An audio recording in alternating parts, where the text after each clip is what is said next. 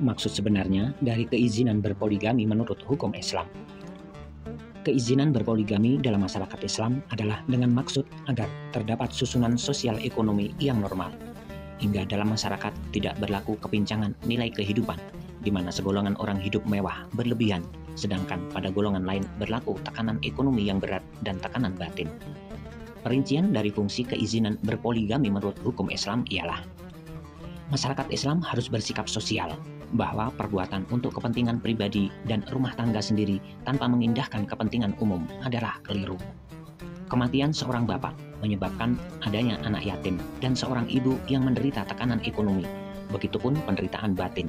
Maka lelaki yang berkesanggupan dalam kesehatan dan ekonomi hendaklah menikahi perempuan itu dengan maksud membantu serta anaknya untuk mengurangi penderitaannya. Sebaliknya, kematian seorang ibu menyebabkan seorang bapak menderita tekanan batin dan kesusahan merawat anak secara wajar. Maka si bapak ini boleh menikahi perempuan lain, gadis atau janda, agar terdapat kestabilan hidupnya berumah tangga. Keizinan berpoligami bagi seorang lelaki hanyalah untuk menikahi perempuan lain yang beranak yatim. Maka menikahnya seorang suami dengan perempuan lain demikian tentunya menyebabkan istri mempunyai madu. Tentang ini hendaklah masing-masing istri tidak merasa kecil hati dan tidak cemburu, karena keadaan demikian berarti membantu kestabilan hidup masyarakat setempat. Masing-masing istri selaku orang beriman hendaklah mematuhi hukum yang diturunkan Allah dan menjalankan hukum itu dengan mendapatkan keridhoannya. Surat keempat ayat 65, surat ke-33 ayat 36. Karena hukum tersebut hanyalah untuk keuntungan hidup bersama di antara manusia. Dia haruslah dapat merasakan betapa sedihnya hati seorang perempuan kehilangan suami dan anak kehilangan bapak. Dia hendaklah memahami bahwa hidup ini hanyalah sementara saja, di mana segala sesuatu mengandung ujian tentang iman, ilmu, dan amal.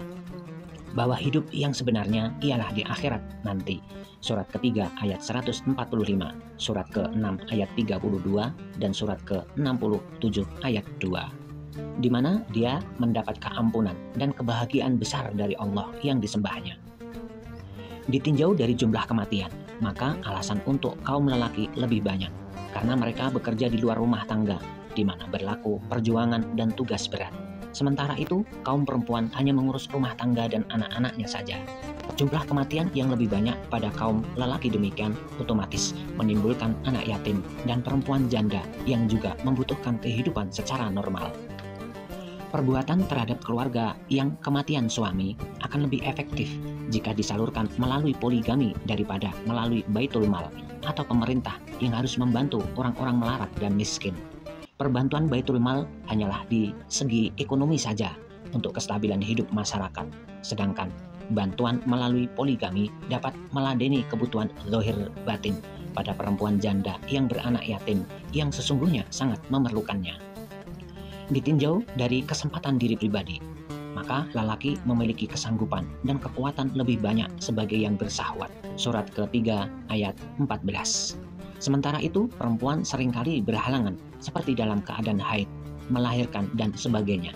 Tentang ini, lelaki yang mampu hendaklah diberi peluang untuk berpoligami, menikahi perempuan lain yang beranak yatim. Surat ke-4 ayat 3 dan surat ke-4 ayat 127. Jika hukum poligami dalam keadaan demikian dihalangi, akan timbullah proses lain yang mungkin lebih merugikan segala pihak.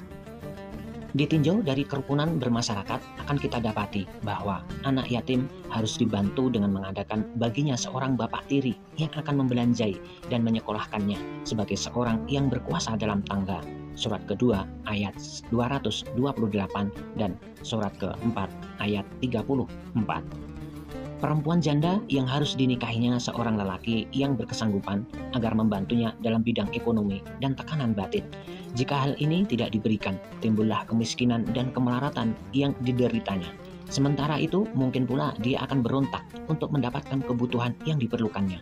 Maka terjadilah penipuan, bujuk rayu, merebut kasih, pelacur, kekacauan pergaulan, dan persoalan lain yang susah diselamatkan.